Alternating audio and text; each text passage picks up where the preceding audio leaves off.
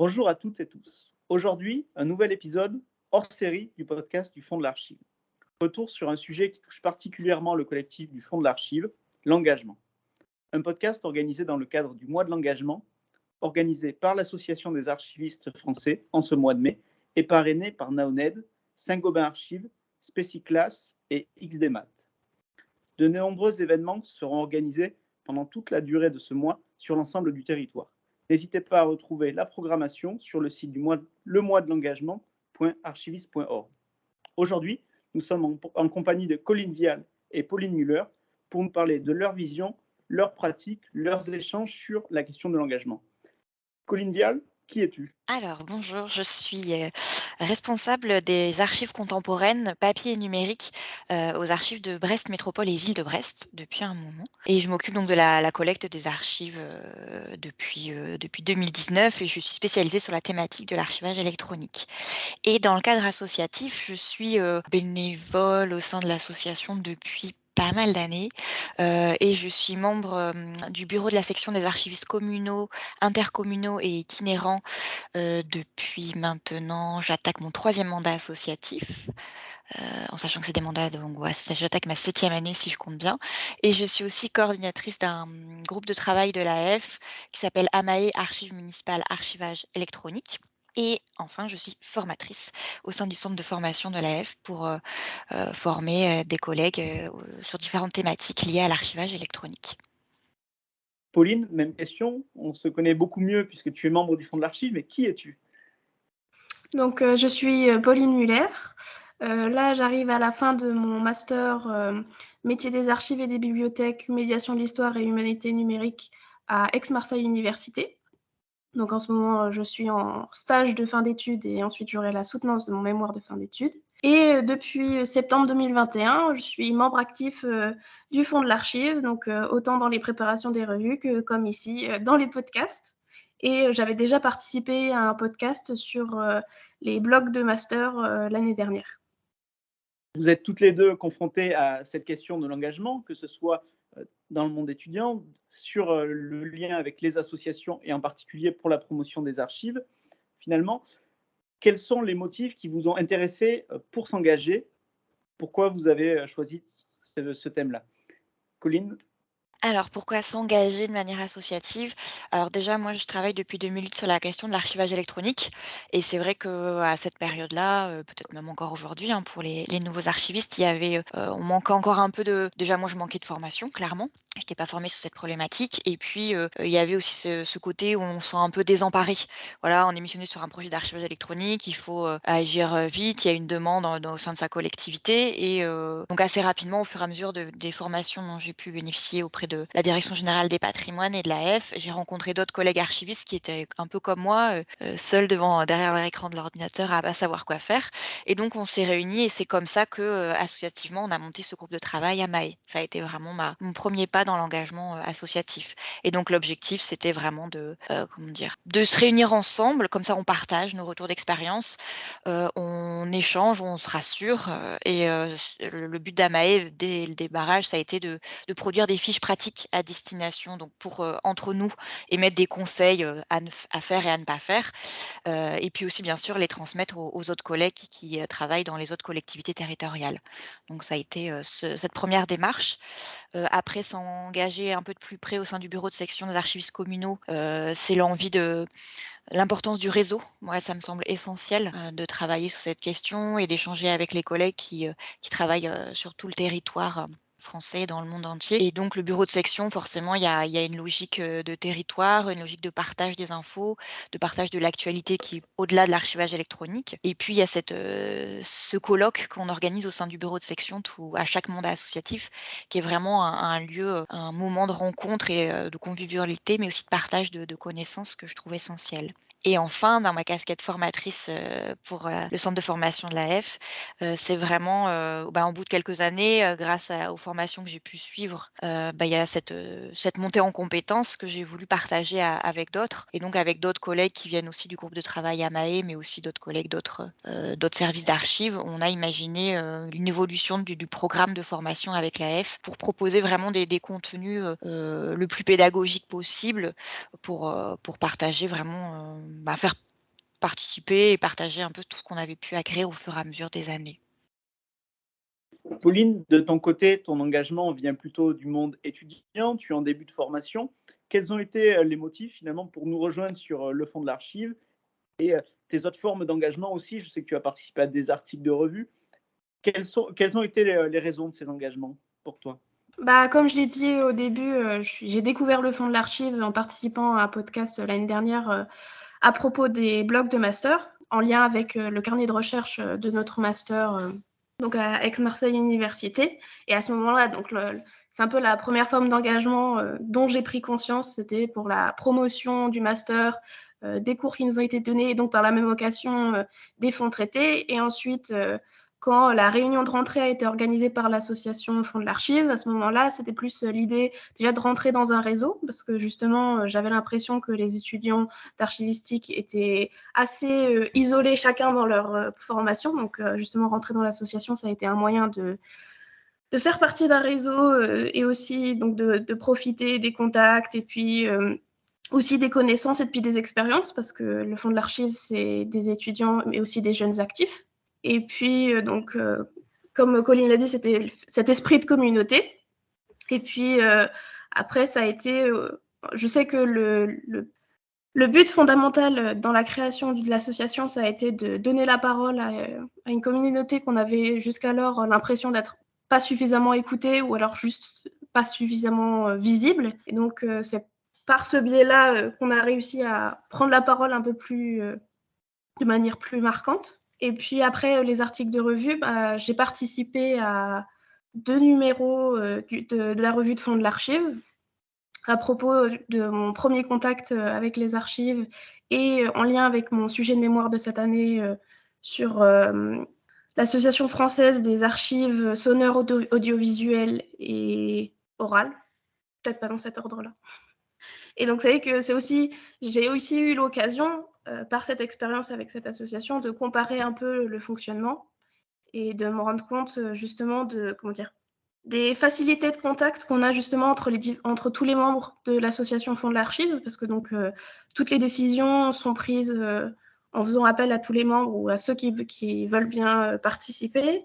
Et puis oui, c'est vraiment la première, ce qui m'a vraiment donné envie de participer à l'association et donc de m'y engager, c'est vraiment de faire partie d'une communauté, d'être tous rassemblés autour d'une idée.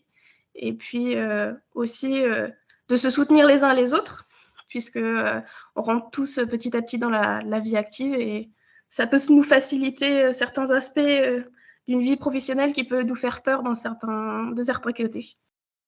Comment tu perçois cette intégration de nouveaux professionnels? Est-ce que tu l'avais ressenti aussi dans tes premières années? L'intégration de nouveaux professionnels, alors de ma petite expérience, alors moi j'étais en licence professionnelle archives et patrimoine à Dijon. Assez rapidement, j'ai aussi besoin de rejoindre l'AF, donc j'ai été adhérente assez rapidement quand je suis rentrée dans le monde actif. Et c'est vrai que j'aurais adoré connaître une association comme le Fonds de l'Archive parce que je trouve ça super. Et que nous, en fait, on était je faisais partie de la toute première promotion de cette licence professionnelle à PICA à Dijon. Et donc c'est vrai qu'il n'y avait pas ce réseau qui était déjà en place en fait. Il n'y avait pas encore assez d'échanges avec les autres licences et masters existants en France. Et c'est vrai que j'aurais apprécié d'avoir cette dynamique-là. Donc ça fait plaisir d'entendre Pauline parler de cette importance-là. Et voilà. Mais à l'époque, c'est l'AF qui a répondu à ces attentes pour ma part. Il y a un sujet important qui revient dans le pourquoi, c'est la question de réseau, de communauté et de facilitation de pratiques professionnelles. Finalement, comment on peut concilier l'engagement avec la vie professionnelle et aussi parfois la vie personnelle l'engagement peut avoir des conséquences très marquées sur ces deux aspects. Pauline, pour commencer? Déjà, je pense que justement concilier tout ça, ça peut être un peu compliqué quand on rentre dans la vie active parce que ça prend quand même un certain temps dans la semaine. Donc, il faut essayer de mettre un équilibre justement entre son temps d'engagement, la vie professionnelle, puis prendre quand même un temps pour soi. Mais après, justement, je trouve que mon engagement, ça va faciliter ou ça facilite d'une certaine manière ma vie professionnelle, justement, le sujet de la thématique de cet engagement. Et puis, L'avantage aussi, c'est que la communication entre les membres est telle qu'en fait, si à un moment donné, je peux être moins présente dans l'association, c'est possible et ça me sera pas, on va pas justement à l'avenir diminuer mon rôle ou dévaloriser ce que je vais faire sous prétexte que j'aurais pris une plus petite part parce qu'à ce moment-là de ma vie, j'avais pas le temps de mettre autant d'attention dans l'association. Mérite une petite explication. Effectivement, dans le collectif du Fonds de l'Archive, on a souhaité, et ça a été une discussion qu'on a eue dès le départ, vraiment remettre les membres au centre et effectivement être vraiment à l'écoute de chacun, connaître les moments où effectivement ça peut être un petit peu particulier, difficile, avec des périodes d'examen pour les étudiants, des changements de statut, notamment après la délivrance des diplômes.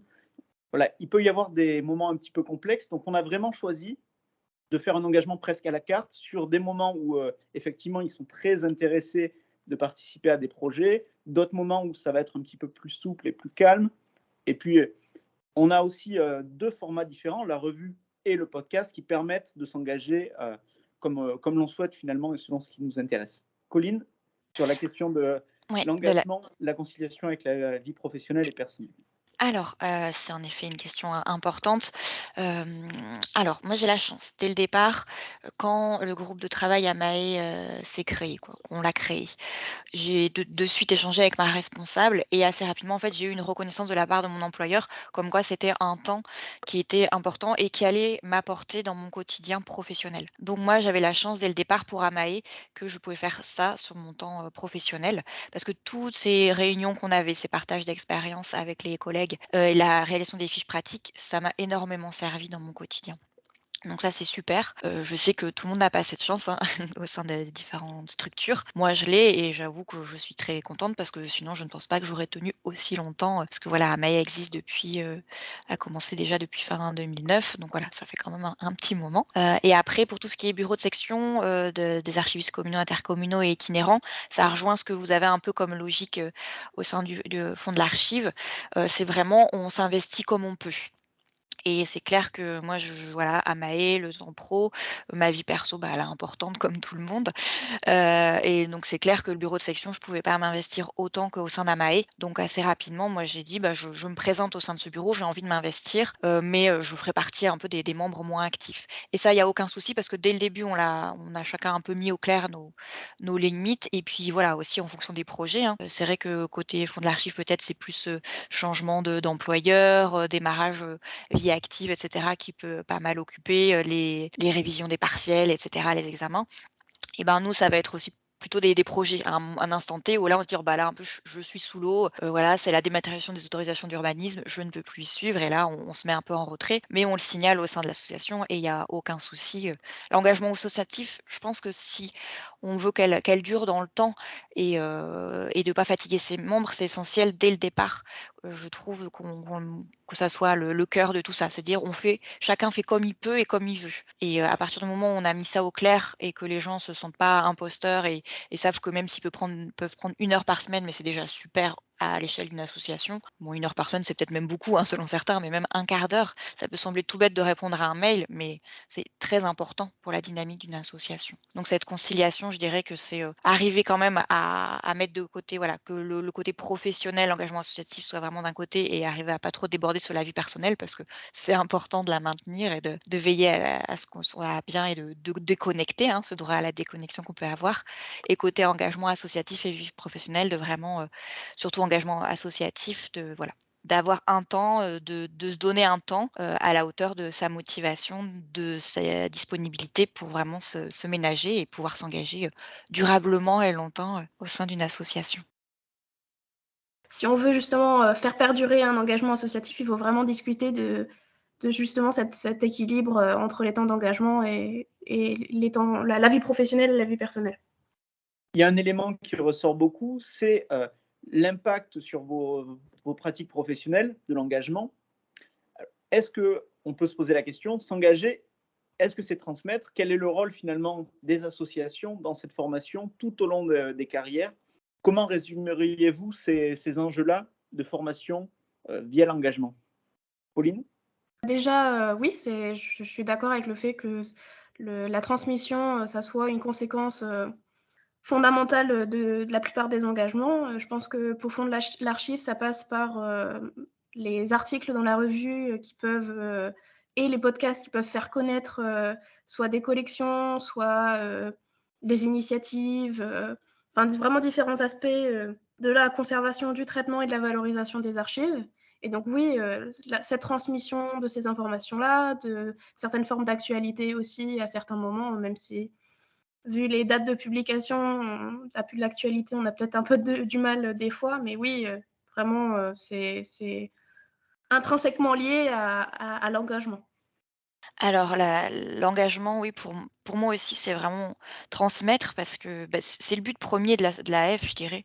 Oui, il y a plein d'autres missions, hein, de cette association, mais c'est vraiment une association professionnelle et c'est vrai que pour moi, s'il y a pas de transmission, il y a pas de communication, il y a pas de réseau, il y a pas de dynamique. Ça un tout et c'est vrai que c'est pour ça dès le départ que, voilà, il y a via un groupe de travail, une section, on partage, on transmet ses savoirs, ses connaissances, ses conseils, parce que ça aide les autres, ça nous rassure aussi pour, comment dire? Intervenir, dans le milieu professionnel, monter en compétences et cetera. Et puis cette notion de formation tout au long de la vie, c'est vrai que j'en ai pas trop parlé, mais c'est aussi pour ça que je suis devenue formatrice au sein de l'AF.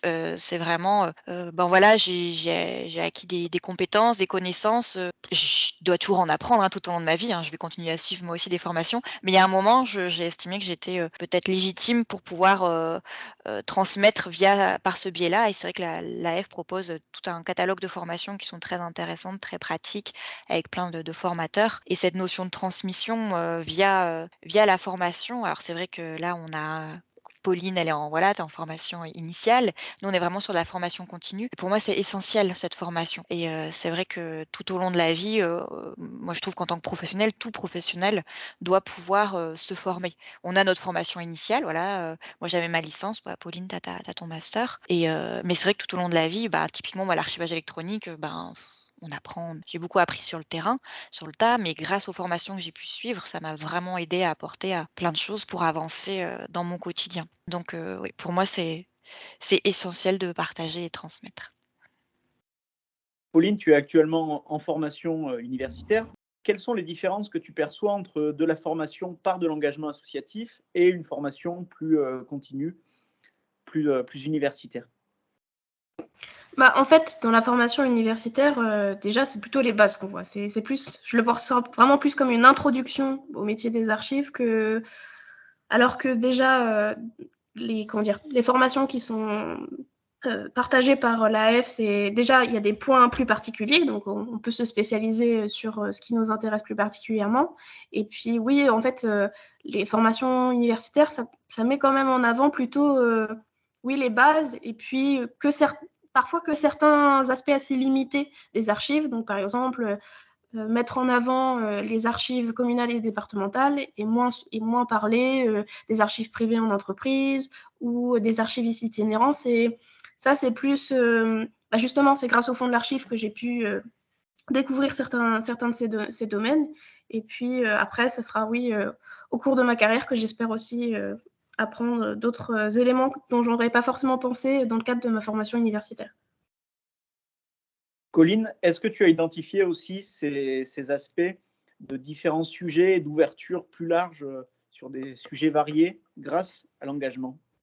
Grâce à l'engagement. Je réfléchissais à ce que disait Pauline et c'est vrai que par rapport à la formation initiale, c'est un peu un premier bagage en fait qu'on nous donne. C'est vraiment les bases et c'est un cadre et c'est vrai que comme tu dis, des fois on va avoir vraiment un petit bout, on va prendre des repères, dans l'histoire contemporaine, on va découvrir un peu les archives privées, mais tout ça voilà, c'est un peu du saupoudrage plus ou moins poussé, hein. Moi en licence, j'ai moins eu la chance d'avoir ça, mais en master, vous avez des modules, je pense, plus d'heures et c'est vrai qu'après, ces formes, d'engagement, au sein de l'AF, comment dire? ça nous apporte, comme tu disais Pauline, à un instant T, une réponse à nos questions du moment. Dans le cadre de quand on va être missionné, au sein d'une structure, on va devoir travailler, sur l'archive électronique, sur les archives iconographiques et cetera, et c'est là qu'il y a vraiment des intervenants qu'on va pouvoir, solliciter, via, une association comme l'AF pour pouvoir vraiment, trouver des contenus et des réponses à nos questions du moment. Et c'est vrai que, ça peut être via les formations. Je pense aussi, il y a Archiviste qui est, une publication régulière de l'AF qui permet aussi d'avoir des actualités, des partages d'informations. Il y a aussi la Gazette des archives qui peut aider pas mal via des rencontres entre archivistes. Et puis tous ces séminaires et ces colloques, ces journées d'études, c'est aussi une manière de répondre à certaines, questions, et via cet engagement à travers les colloques, les séminaires. Je ne sais pas si vous en avez déjà pu en profiter? C'est vrai que non, vous êtes peut-être arrivés au moment des confinements, donc malheureusement, je crois pas. Mais c'est vrai que moi, les forums, qu'a pu organiser l'AF, les journées d'études, au départ sur site et qui seront maintenant de plus en plus aussi en visio, je trouve ça super aussi pour vraiment, à un moment donné, bénéficier d'un retour d'une personne qui accepte de le partager, et pouvoir vraiment après derrière, encore une fois, se rassurer et avancer dans sa vie professionnelle. On est sûrement sur un moment un petit peu charnière, notamment avec cette période de retour des questions d'engagement. Finalement, dans un monde où les formes d'engagement sont très multiples, avec des espaces très variés, qu'est-ce qu'on peut retenir et qu'est-ce qui pourrait inciter à s'engager? Pauline? Déjà, je pense que c'est le moment ou jamais pour s'engager, justement, en fait, par rapport au contexte de création de l'association Fonds de l'Archive, du fait que ça a été c'était au moment du premier confinement, donc un moment où on aurait pu se dire que justement la communication aurait été limitée, c'est justement par le développement et l'amélioration de certaines plateformes, on utilise beaucoup les visios justement pour les réunions, ce qui permet justement d'avoir des étudiants qui viennent d'Aix-Marseille, de Paris ou d'Angers, et de pouvoir communiquer simultanément. Donc vraiment, je pense que justement les facilités de communication permettent justement l'engagement encore plus aujourd'hui que précédemment. Pauline? Alors par rapport à ça, je rejoins complètement Pauline. La multiplicité des formes, elle facilite vraiment l'engagement associatif. On l'a vu pendant le confinement, assez vite l'AF s'est adaptée, tout est perturbé. Malheureusement, ça a conduit à l'annulation de colloques et de rencontres. Mais il y a eu, à contrario, il y a énormément de ressources qui existent sur le site de l'AF, qui est un site très fourni, et ça permet vraiment, il y a eu une mise en accès libre, parce que normalement les ressources sont disponibles qu'aux adhérents de l'AF. C'est un principe, voilà, on adhère pour une association et qui met à disposition des contenus. Et là, il y a eu vraiment une mise à disposition des ressources à un plus large public, qui a permis un peu plus de faire connaître l'association. Et c'est vrai qu'il y a aussi pas mal de réunions qui sont déportées, donc dématérialisées, hein, en visio, par téléphone, etc. Et je me suis rendu compte que ça a permis vraiment de faciliter l'engagement et comment dire? Et comme tu disais Pauline, ça permet vraiment de pallier aux difficultés géographiques, et pour le coup, quand on a la vie professionnelle et qu'on doit justifier d'un déplacement professionnel et qui est, proposé par l'association. Des fois, c'est pas forcément évident en fonction des budgets, et donc la formule visio, peut permettre des fois de résoudre un peu cette difficulté financière que certains rencontrent dans leur quotidien. Néanmoins, hein, je dis pas qu'il faut tout passer en visio, hein. La rencontre, en présentiel, voilà, en vrai, tous les à côté des rencontres, voilà, entre 2 interventions, lors d'un colloque, au détour d'un couloir, on va retrouver un ancien collègue, ou croiser la personne depuis un moment qu'on voulait voir dans notre service d'archives, et ça, c'est essentiel. Et par rapport à ces multiplicités des formes, moi, je trouve que ce qui pourrait vraiment inciter à s'engager, c'est justement, il en existe tellement aujourd'hui, que ce soit, sous forme numérique, sous forme papier, via des publications, via des vidéos, des partages de retours d'expérience, qu'il faut surtout pas hésiter. Et surtout, c'est vraiment, ça peut sembler tout bête, mais même si c'est quelques minutes, quelques heures à travers le suivi d'un colloque, la lecture d'un article, et puis, le partage d'un retour d'expérience, voilà, comme ce podcast qu'on fait ensemble aujourd'hui. moi je trouve que c'est important et ça fait prendre du recul en fait par rapport à ce qu'on fait. Ça fait aussi lever la tête un peu sur son quotidien. C'est la difficulté, qu'on rencontre, je trouve des fois entre certains collègues. On a un peu, tête dans le guidon, à courir dans le quotidien, avec, différentes réunions, différentes obligations professionnelles et je trouve que s'engager associativement, ça permet, je trouve, de lever un peu les yeux sur ce qu'on fait et de prendre du recul, vous voyez? Et je trouve que c'est hyper enrichissant, en fait. Ça te permet de se dire: «Oh bah, ah c'est super, tel collègue, il a mis en place, une politique d'archivage, nous on n'est pas à jour là-dessus, il faut vraiment qu'on s'y mette». «Ah bah tiens en iconographie, ils ont telle action de valorisation». Voilà, on s'inspire un peu de ce que fait chacun et ça nous permet après de revenir une fois qu'on a, décroché, quitté notre visio ou on est revenu de notre séminaire ou qu'on a lu cet article, de se dire: «Ah là-bas ils font ça, il faudrait qu'on échange avec eux ou qu'on aille plus loin de notre côté». Bah, je voulais juste rebondir justement sur le fait que ça permet de prendre du recul. C'est vrai qu'on peut parfois, agir assez machinalement et en fait, justement là, du fait de devoir parler de ce qu'on fait, de devoir, soit justifier ou même, juste, expliquer, ce pourquoi on fait quelque chose et bah, ça nous-mêmes, ça nous fait réfléchir dessus et c'est vrai qu'on prend conscience de choses qu'en temps normal, on aurait fait, sans forcément y réfléchir de manière automatique et donc même au-delà de se comparer à d'autres, c'est même, remettre en question nous-mêmes ce qu'on fait et prendre du recul là-dessus, quoi. L'engagement, c'est un acte individuel, mais il s'inscrit vraiment dans une société collective avec des projets, des acteurs multiples. Finalement, comment rendre visibles ces formes d'engagement ? Je pense que, comme on a pu le prouver, avec, l'association de fonds de l'Archive, c'est quand même, majoritairement par, les réseaux sociaux et donc c'est vrai que c'est vraiment cette communication immédiate et puis, aussi, très large et en fait, oui, c'est la visibilité, c'est la communication, le plus possible et puis, avoir aussi, comment dire? Les bons intermédiaires, c'est-à-dire, il faut que les personnes en face, ou alors faut formuler de manière à intéresser le plus de personnes possible parce que je sais que, d'une certaine manière, le monde des archives, ça peut sembler assez, niche comme domaine et donc c'est vrai que justement quand on doit communiquer dessus, c'est, essayer de pas utiliser un vocabulaire, trop technique, qui pourrait faire peur à des personnes non initiées et puis, oui, intéresser, le plus largement possible. Et donc oui, vraiment l'outil, fondamental, c'est vraiment les réseaux sociaux, c'est les plateformes, qui sont vraiment, indispensables, à la visibilité, de notre engagement à fond de l'Archive. Colline, quelle est ta vision pour rendre visibles les formes d'engagement? Alors, pour rendre visibles les formes d'engagement, je dirais que, ben, pour faire connaître l'association et c'est vrai que pour le coup, l'AF a déjà cette logique-là depuis pas mal d'années en participant, en tout cas avant le confinement, au salon des maires. Je vois pour le cas des archivistes communaux, hein, et intercommunaux, où il y a vraiment ce moment de rencontre. En fait, le salon des maires, ça se passe à Paris, je ne connais plus le lieu là sur l'instant, mais en gros, l'AF en fait, a un stand à cette occasion comme l'ont différents, je sais pas, éditeurs d'ouvrages, représentants, d'autres associations et cetera et à cette occasion, en fait, lors de ce salon des maires, l'AF met à disposition, différents ouvrages, des fiches pratiques AMAE, d'autres fiches pratiques, d'autres groupes de travail associatifs qui existent et ça permet vraiment de se rendre visible auprès d'autres publics parce que c'est vrai qu'il y a ce côté-là.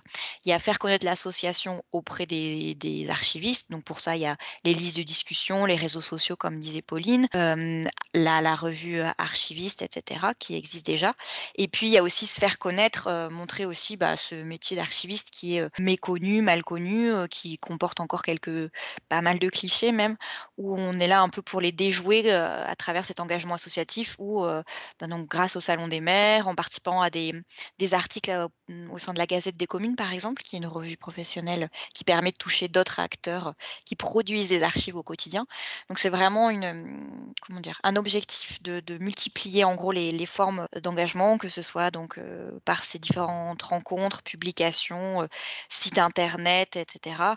Bon attention quand même, l'idée c'est pas non plus de s'éparpiller, de trop faire, hein, parce qu'aussi, il faut pas épuiser les membres, les bénévoles d'une association, mais bien de trouver le juste équilibre entre, garantir le lien entre, archivistes au sein de l'association, se faire connaître auprès des autres archivistes et puis tous les acteurs qui produisent et reçoivent des archives au quotidien, qui ont des responsabilités vis-à-vis de l'archivage et des archives, de leur montrer vraiment qu'on est là, qu'on existe, qu'on est là pour, les aider, qu'on est là pour contrôler, qu'on est là pour, veiller à tout ça. Et donc, voilà, faut rendre visible, à travers, tout ça. C'est un gros enjeu, je trouve, d'une association et encore une fois, bien sûr, ça se planifie, je pense et ça se quantifie, bien sûr, parce qu'on peut pas tout faire. Bah, je voulais juste, ça m'a fait penser en fait que, sur certains aspects, on peut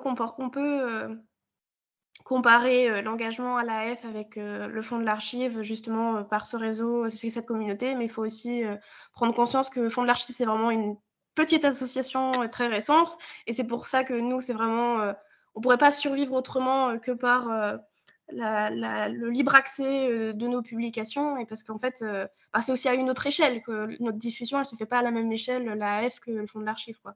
Mais dans les 2 cas, oui, c'est un engagement, pour la transmission, le partage et la communication, dans le domaine des archives. Merci Pauline Müller et Colline Vial pour nous avoir parlé de leur vision de l'engagement. Un sujet majeur à questionner où l'on retrouve de nombreuses opinions, pratiques, consciences. Un podcast dans le programme du mois de l'engagement organisé par l'Association des archivistes français sous le parrainage de XDMAT, Saint-Gobain Archives et Spéciclas. Si l'on ne doit retenir qu'un élément, c'est l'importance et l'apport de l'engagement, tant d'un point de vue individuel que collectif. N'hésitez donc pas à effectuer le premier pas pour vous engager en fonction de vos préférences, envies, capacités, connaissances. Tous les facteurs sont bons pour vous engager. Vous pouvez retrouver le dernier numéro du Fonds de l'Archive sur Twitter, @Fonds de l'Archive ou sur notre site internet fonddelarchive.wordpress.com où il est notamment question de l'engagement, mais retrouvez aussi l'ensemble des podcasts et des revues. N'hésitez pas à nous suivre sur ces réseaux, à partager, commenter tous vos retours. Nous vous disons à bientôt pour un nouvel épisode.